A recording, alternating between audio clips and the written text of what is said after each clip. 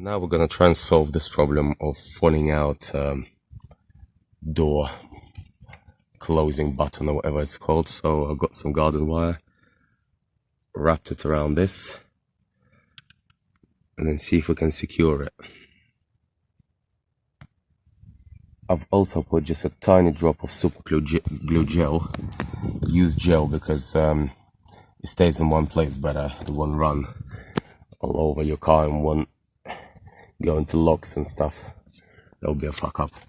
Also secure this bit while it's all drying and stuff. Well, anyway, you don't want it flapping around and breaking off again.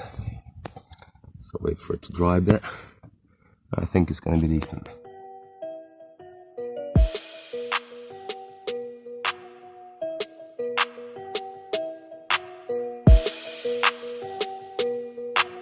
Подгон Productions.